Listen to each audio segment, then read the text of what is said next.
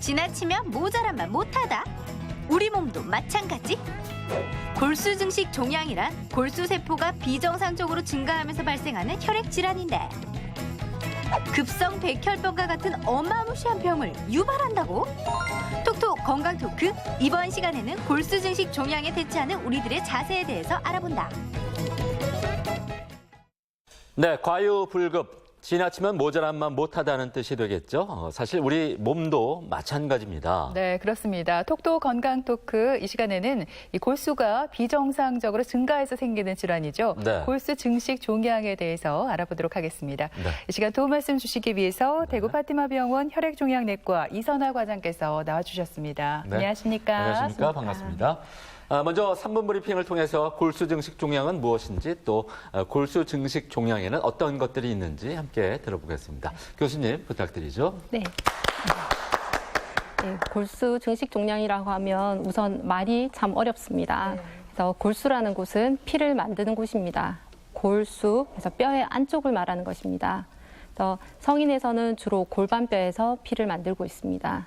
그러니까 증식이라는 말은 많아졌다는 의미입니다. 그래서 합쳐서 말하면 골수 증식, 골수에 있는 세포가 많아졌다. 또 골수에 있는 세포가 많아지니까 말초 혈액 내에 있는 피세포, 혈구라고 합니다. 그러니까 피세포가 많아졌다. 그러면 이 많아진 것이 문제를 일으키겠죠. 이 골수 증식 종양이라는 거는 내 몸에 이 많아진 세포들이 문제를 일으킬 때 골수 증식 종양이라고 할 수 있고요.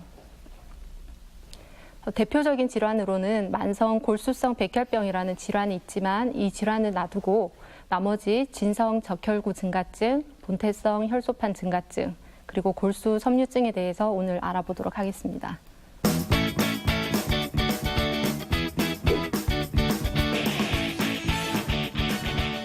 네, 이렇게 네. 골수 증식 종양이 무엇이고 어떤 네. 것들이 있는지 알아봤습니다. 네. 그렇다면 과장님, 골수 증식 종양은 왜 생기는지 원인을 한번 짚어볼까요? 현재는 원인을 모르는 경우들도 많지만 이제는 많은 부분들이 밝혀지고 있습니다. 유전자나 염색체 이상, 그리고 사이토카인이나 호르몬 이상 등이 알려지고 있습니다. 네. 네. 그렇다면 과장님, 그 골수 증식 종양이 의심되면 구체적으로 어떤 검사를 받아봐야 될까요? 네, 우리가 골수 증식 종양을 진단할 때는 먼저 환자에게 어떤 증상이 있는지 임상 증상을 파악하고 그리고 혈액 검사를 시행합니다. 혈액에서 생기는 문제이기 때문에 혈액 검사를 시행을 하고 그리고 가장 중요한 검사가 골수 검사입니다. 이게 진단 시 확진을 하기 위해서 굉장히 중요한 검사이고요. 그리고 분자 유전학 검사, 유전자 변이, 그러니까 우리가 돌연변이라고 하는 겁니다. 유전자 돌연변이 검사를 시행을 하게 됩니다. 이것들을 바탕으로 해서 골수 증식 종양을 진단을 내리고요. 그 분자 유전학 검사에서 대표적인 것들이 다음과 같은 것들입니다. 그 중에서 첫 번째 잭2 돌연변이 검사가 가장 중요하고 가장 많이 밝혀져 있습니다. 그림을 보시면은 첫 번째 그림이 정상적인 경우입니다. 여기 이 빨간 이게 성장 인자입니다. 피를 생성을 하자라고 신호를 주는 거라고 생각하시면 되고요. 이런 성장 인자가 유전자를 이렇게 작동을 시키게 되는데 문제가 생긴 경우가 이 세 번째 경우입니다. 아무런 신호가 없는데도 불구하고 성장 인자가 붙지 않았는 경우에도 유전자가 작동을 하고 있고요.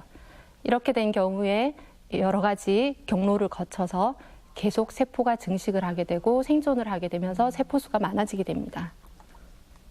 채널을 돌리다가 지금 건강 365 채널에서 딱 멈춘 분들은 골수 증식 종양이 또 무슨 단어인지 모르실 거예요. 앞에도 과장님 말씀하셨지만 쉽게 이야기를 드리자면 골수 증식 종양이라 하면 피를 만드는 이제 골수, 그러니까 세포가 너무 많아져서 생기는 병이잖아요. 근데 여기도 여러 가지 질환들이 있대요. 요거를 제가 이야기를 드리는 것보다는 과장님께서 이야기해 주시면 신뢰감이 갈 것 같은데요. 모르는 거죠? 모르죠. 먼저 대표적인 질환이 진성 적혈구 증가증입니다. 진성 적혈구 증가증. 진성이라는 말은 진짜라는 진짜라는 의미입니다. 다른 원인이 없다라는 의미고 적혈구 증가증. 적혈구의 개수가 증가했다. 그래서 우리가 적혈구라고 하면은 좀 헷갈리지만 일반적으로 피가 모자란 거를 빈혈이라고 하지 않습니까? 네. 그때 혈색소가 부족하다는 것이 빈혈인데 그 반대의 경우입니다. 혈색소 수치가 높은 경우가 되겠습니다. 그래서 혈액 검사를 했을 때 혈색소 수치가 정상 수치보다 높고 다른 원인이 없을 때 진성 적혈구 증가증을 의심을 하게 됩니다. 환자는 주로 증상을 가렵다가 피부가 가렵다, 그리고 혈액순환에 장애가 있기 때문에 두통이라든지 어지럼증을 호소를 하고요. 그리고 신체적으로는 이게 좌측에 위치하고 있는 비장의 크기가 커지기 때문에 좌측 배가 불편하다, 왼쪽으로 누우면 배가 불편하다는 증상을 호소를 합니다. 그리고 혈압이 증가한다든지 평상시에 멍이 잘 두고 코피가 나는 경우들도 있습니다. 그리고 손가락 끝 쪽이 빨갛게 되면서 통증이 생깁니다. 홍색 사지 통증이라고 하고요. 그리고 합병증으로 혈전증, 뇌경색, 심근경색과 같이 혈액순환의 장애가 발생할 수 있습니다. 그리고 차후에는 시간이 많이 지날수록 병이 다음 단계로 넘어간다고 생각하시면 되는데 골수 섬유화라든지 제일 나쁜 경우에는 급성 백혈병으로 진행을 할 수도 있습니다. 사진을 보시면 요 색깔이 정상적인 손의 색깔이라고 보시면 네. 되겠고요. 그 옆에는 새빨갛죠. 예. 빨갛게 네. 보이고 이분도 얼굴이 새빨간 겁니다. 이분이 백인이기 때문에 얼굴이 지금 굉장히 붉은 거고요. 그리고 망막 혈관을 확인을 했을 때 혈액순환의 장애 때문에 이렇게 혈관에 출혈이 발생해 있습니다. 치료를 잘 하게 되면 이렇게 깨끗한 혈관으로 돌아오게 되고요. 옆에 있는 사진들도 마찬가지로 붉게 변하고 그리고 좀 부어 있는 것을 볼 수가 있습니다. 그래서 혈액 검사를 해보면 일반적으로는 적혈구가 많이 증가되어 있지만 나머지 혈구, 즉 백혈구나 혈소판 수도 증가되어 있는 경우들이 많고요. 골수 검사를 했을 때 정구세포, 피를 만드는 그 모세포들입니다. 그 정구세포들이 과도하게 증식되어 있는 것을 볼 수 있고, 그러면 이 환자를 어떻게 치료할 것인가? 이 치료를 할 때는 위험군을 나누게 됩니다. 그래서 혈전과 출혈이라는 위험성이 있기 때문에 그 혈전 또는 출혈 위험성에 기반을 해서 이 환자를 두 군으로 나누게 됩니다. 그래서 저위험군과 고위험군인데 두 가지 그 요소가 나이가 많으냐입니다. 60세 미만, 60세 이상. 그리고 혈전의 병력이 있느냐 없느냐로 나누어서 둘 중에 하나라도 있으면 고위험군으로 분류가 되게 됩니다. 이 세포가 너무 많아져서 사진에서도 봤지만 얼굴이 붉어진다든지 각막이 붉어지는 이런 모습을 봤는데, 제가 보기에는 이 세포가 늘어났으니까 치료가 불가능하지 않을까 싶었는데 잠깐 과장님 설명에 치료를 받으면 된다고 하셨거든요. 어떻게 이 진성적혈구 증가증을 치료할 수 있는지 설명을 좀 부탁드릴게요. 네, 충분히 치료를 해낼 수가 있습니다. 완치는 아니지만 환자를 많이 완화시킬 수가 있고요. 그래서 진성적혈구 증가증은 앞서에서 보셨듯 저위험군과 고위험군으로 나누어서 기본적으로 피가 많은 것이 문제가 되기 때문에 사열, 피를 뽑아 버리게 됩니다. 예, 정맥 절개술이라고도 하는데요. 사열을 해서 피를 뽑아 버리고, 그리고 장기적으로 저용량 아스피린, 혈전을 형성하는 것이 문제가 되기 때문에 저용량 아스피린을 모든 환자에서 복용을 시킵니다. 그리고 고위험군인 경우에는 좀 더 혈전이라든지 출혈의 위험성이 높기 때문에 세포 감소요법, 즉 백혈구, 적혈구, 혈소판의 수치를 감소시키는 그런 약제를 복용하게 되는데요. 기본적으로는 하이드록시 우레아, 그리고 주사로는 인터페론 알파 등등의 여러 약제들이 있습니다. 그리고 혈전 내지는 그 출혈의 위험성이 있기 때문에 혈전이라고 하면은 뇌경색, 뭐 심근경색 이런 문제잖아요. 그래서 그런 혈관계 합병증을 예방하기 위해서 생활 방식을 조절하셔야 됩니다. 혈압, 혈당, 고지혈증을 조절을 하시고, 비만인 경우에는 다이어트를 하셔야 합니다. 그리고 담배를 끊으셔야 되고 건강한 생활 방식, 즉 운동이라든지 여러 가지 조절을 좀 하셔야 되겠습니다. 네, 그렇군요. 보통은 뭐 피가 모자라서 문제다 이렇게만 생각했지 그래요. 피가 넘쳐나서 문제가 그렇죠. 된다는 건 생각을 못 해본 것 같습니다. 네. 이렇게 진성 적혈구 증가증에 대해서 알아봤는데요. 이외에 또 어떤 질환이 있는지 말씀해 주실까요? 네, 두 번째로 알아볼 질환이 본태성 혈소판 증가증입니다. 마찬가지로 원인을 잘 알 수 없는, 다른 원인이 없는 혈소판 증가증. 이때는 혈소판 증가증이 일시적으로 생기는 게 아닌 지속적으로 높은 경우를 말하는 경우고요. 대부분의 환자들은 증상이 없는 경우들이 많습니다. 그래서 앞서에서 봤던 진성 적혈구 증가증과 비슷한 증상으로서 하고요. 주로 혈전증의 위험이 앞서의 질환보다는 조금 더 있는 것 같습니다. 그리고 자발적으로 출혈 경향도 보이기도 하고요. 골수 검사를 해보면 거대 핵세포, 혈소판을 만드는 모세포입니다. 엄마 세포에 해당하는데요. 그 거대 핵세포가 과하게 증식이 되어 있습니다. 그리고 병이 점차 진행할 수 있어서 마찬가지로 골수 섬유화라든지 백혈병으로 진행을 할 수가 있고요. 그렇지만 이 병은 앞서의 질환과는 다르게 정상적인 기대 수명을 예상할 수 있습니다. 그래서 사진에서 보시면 이 까만 점들이 혈소판이고요. 이 혈소판들이 많아져 있는 걸 볼 수가 있고 이 중간중간에 커다랗게 이런 것들은 혈소판들이 엉겨붙어 있다든지 그런 것들이 또 보일 수가 있고요. 골수 검사를 했을 때는 아까 그 거대 핵세포라는 그런 모세포들이 많이 엉겨붙어 있는 것을 또 볼 수가 있고 이런 혈관을 조직 검사를 했을 때 혈전이 생겨 있는 걸 확인할 수 있습니다. 이 본태성 혈소판 증가증도 위험군을 나누는데요. 마찬가지로 혈전과 출혈의 위험성에 기초를 해서 분류를 하게 되고 저위험군과 고위험군으로 나눕니다. 저위험군은 60세 미만, 나이가 젊다, 그리고 혈전 병력이 없다, 그리고 혈소판 수치가 150만 이하다. 고위험군은 그 반대 경우입니다. 60세 이상이다 또는 혈전 병력이 있는 경우, 둘 중 하나에만 해당해도 고위험군이 되겠습니다. 그리고 혈소판 수치가 극심하게 높은 경우, 150만 이상, 이렇게 굉장히 높은 경우에는 혈전보다는 오히려 출혈을 하는 경우들이 있다고 합니다. 그래서 이런 경우에도 고위험군이 되겠습니다.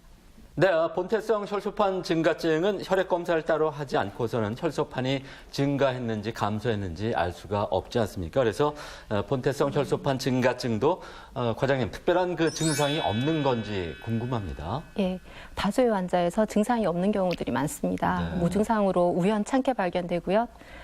가장 흔하게는 검진을 하는 중에 우연히 발견되는 경우들이 있고 뇌경색과 같이 혈전증의 합병증이 생긴 이후에 발견이 되는 경우들도 있습니다. 그래서 환자분들은 주로 피부가 가렵다든지 팔이 저리다 이런 증상들을 호소를 합니다. 그렇군요. 네. 건강검진할 때 꼼꼼하게 한번 살펴봐야 네, 되겠습니다. 맞습니다. 예. 이 본태성 혈소판 증가증은 만성 골수성 질병으로 사실상 완치가 불가능하다 이런 얘기를 들었거든요. 그렇다면 참 안타까운데 치료를 해도 소용이 없다는 뜻인가요? 그건 아니고요. 네. 충분히 치료를 하고 환자분은 치료를 잘 받으시면 거의 기대 수명이 일반인들과 같은 걸로 되어 있습니다. 그래요? 그래서 다수의 환자에서 무증상으로 진단이 되기 때문에 진단 후에도 치료를 하지 않고 추적 관찰하는 경우들도 굉장히 많습니다. 그래서 비정상적인 임상적, 신체적, 그리고 실험실적 양상을 최소화하고 장기적인 합병증을 최소화하는 것이 이 치료의 목적이 되겠고요. 치료는 저위험군과 고위험군으로 나누어서 치료를 하고 기본적으로는 저용량 아스피린을 복용을 해서 혈전증의 위험도를 낮추게 됩니다. 그리고 고위험군인 경우에는 마찬가지로 세포 감소요법, 그러니까 하이드록시우레아, 인터페론 알파, 아나그렐라이드와 같은 이런 혈소판 수치를 줄이는 치료를 하게 됩니다. 그리고 앞서의 질환과 마찬가지로 심혈관계 위험 인자를 조절을 해서 그런 혈전증의 위험도를 낮추게 됩니다. 금연, 비만 조절, 건강한 생활 방식이 권고됩니다. 네. 그리고 또 얘기를 듣자니까 골수 섬유증이란 질환도 있던데 과장님 그 어떤 질환인지 좀 소개를 해주시죠. 네, 골수 섬유증은 굉장히 드문 질환이긴 하지만 예후가 좋지 않은 질환입니다. 그래서 골수 섬유증은 조혈 모세포의 클론 이상, 말이 어려운데요. 예, 골수 증식 종양의 하나고요. 만성 골수 증식을 보이고 골수 검사를 했을 때 비정형 모양이 이상하게 변했다는 의미입니다. 모양이 약간 달라진 거대 핵세포가 증식이 되어 있고 골수에 섬유질이 많이 들어있는 골수 섬유화가 진행되어 있는 그런 질환입니다. 그러니까 원발성, 원인을 모른다는 것입니다. 원인을 모르는 경우들도 있지만 앞서의 두 질환을 앓고 난 후에 2차적으로 발생하는 골수 섬유증도 있습니다. 골수 섬유증은 다수의 경우에서 특별한 증상이 없이 우연히 발견되는 경우가 많고요. 주로 증상은 빈혈, 어지럽다 이런 증상으로 내원하시게 되고 그리고 피로하다, 배가 부르다, 좌상복부 통증과 같은 비장비대와 관련된 증상을 호소할 수 있습니다. 그리고 신진대사가 증가하기 때문에 발열, 열이 난다, 야간 발한, 땀이 많이 난다, 그리고 체중이 감소하고 전신 쇠약을 호소할 수 있습니다. 검사를 시행해 보면 빈혈을 가지고 있는 경우가 굉장히 흔하고요. 백혈구 수치나 혈소판 수치는 다양하게 나타날 수 있습니다. 그리고 말초혈 도말 검사, 혈액을 현미경으로 들여다보았을 때 백혈구나 적혈구를 만드는 모세포가 혈액에서는 관찰되어서는 안 되지만 그런 모세포들이, 미성숙한 세포들이 혈액에서 관찰되면 이 병을 강하게 의심할 수 있습니다. 그래서 염색을 해보면 골수를 뽑았을 때 골수를 주사기로 뽑으면 안에 섬유화가 진행되어 있기 때문에 골수가 뽑혀 나오지 않는 경우들이 많고요. 골수를 뜯어내는 생검이라는 걸 하는데 골수를 뜯어내보면 골수가 안이 굉장히 빡빡하게 보입니다. 고세포 충실성 골수라고 하는데요. 굉장히 빡빡하면서 굉장히 요 경우 제일 마지막 사진이 굉장히 심한 경우인데요. 이렇게 선이 이렇게 나타나는 섬유질을 염색해 보면 굉장히 빡빡해져 있습니다. 그래서 우리가 간경화 아시잖아요. 네, 네. 그런 골수에 간경화가 왔다. 이렇게 환자한테는 설명을 하면 대부분 잘 알아들으십니다. 네. 그래서 이 골수 섬유증을 앞으로 어떤 코스를 갈 것이냐, 이제 그거를 보는 게 국제 예우 점수 체계라는 게 있습니다. 그래서 환자가 대다수의 환자에서 굉장히 고령의 나이에서 진단이 됩니다. 그래서 65세를 초과하는 경우, 그리고 환자가 발열, 체중 감소, 발한과 같은 전신 증상을 가지는 경우, 그리고 혈색소가 10이 되지 않는 경우, 그리고 백혈구 수치가 증가되어 있는 경우, 말초 혈액에서 모세포, 미성숙한 세포죠. 그런 모세포가 1% 이상 관찰되는 경우, 이 5가지를 이용해서 환자가 앞으로 얼마나 살 것이다, 이런 거를 예측을 할 수가 있고요. 이 예우 인자의 개수에 따라서 저위험군, 중위험군 1, 중위험군 2, 고위험군으로 나누고 그 생존 기간이 11년부터 2.3년까지 굉장히 차이가 있습니다. 그래서 중위험군 2나 고위험군인 경우에는 생존 기간이 4년, 2.3년밖에 안 되니까 좀 더 적극적으로 치료를 할 필요가 있겠습니다. 골수섬유증은 사망 원인은 흔히 감염, 백혈병으로 전환된다든지 혈전이나 출혈이 사망 원인이 되고요. 그 치료는 굉장히 어렵습니다. 그래서 현재로서는 완치가 어렵다라는 게 정답일 것 같고요. 완치를 기대할 수 있는 방법이 동종 조혈 모세포 이식, 즉 흔히 말하는 골수 이식이라는 겁니다. 그렇지만 이 이식 자체의 독성이 굉장히 높기 때문에 고위험군 환자들에서 고려를 할 수가 있지만 다수의 환자가 고령 환자이기 때문에 이식 자체를 받기가 어렵습니다.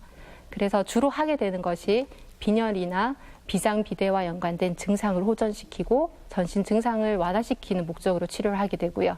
그래서 빈혈을 호전시키기 위해서 적혈구 생성 자극제나 스테로이드를 투여를 하고 비장비대를 완화시키기 위해서 약제를 복용한다든지 비장절제, 비장방사선 치료를 하게 됩니다. 현재는 하나의 약이 나와 있는데요. 이 앞서의 유전자 돌연변이가 문제를 일으켰다라는 걸 제일 처음에 한번 얘기를 했었는데 그 유전자를 억제하는 그 억제제가 나와 있습니다. 이 약제는 경구약제고요. 약제를 복용을 했을 때 기존에는 여러 가지 기본적인 지지요법만을 했는데 그 지지요법 대비 비장비대가 상당히 줄어들었고요. 비장비대가 빠르게 줄어들고 지속적으로 감소되어 있는 것을 경험할 수 있었습니다. 그리고 환자가 느끼는 증상도 상당히 호전이 되었고 환자의 삶의 질도 상당히 개선이 되었습니다. 그리고 가장 중요한 거는 생존 기간도 연장이 되었습니다. 그렇지만 물론 빈혈이라든지 혈소판 감소증, 멍, 두통과 같은 부작용은 있습니다.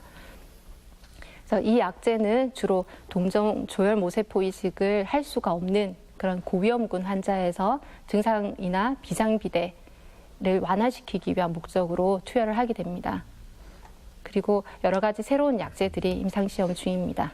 네, 오늘 이렇게 골수 증식 종양에 대해서 알아봤는데요. 네. 참 공부를 많이 한 것 같은 그런 기분입니다. 그렇습니다. 과장님 어떻게 하면 효과적으로 이 병을 치료할 수 있는지 네. 예방법은 있는지 궁금합니다. 네, 일단 이 병이 진단이 됐을 경우에는 규칙적으로 혈액 검사를 시행을 해서 혈구수를 적정 수준으로 유지를 하기 위해서 노력해야 되겠고요. 네. 그리고 여러 가지 삶의 생활 방식을 잘 유지하고 기저 질환들을 잘 유지를 해서 여러 가지 혈관 합병증을 줄이기 위한 노력을 기울이셔야 되겠습니다.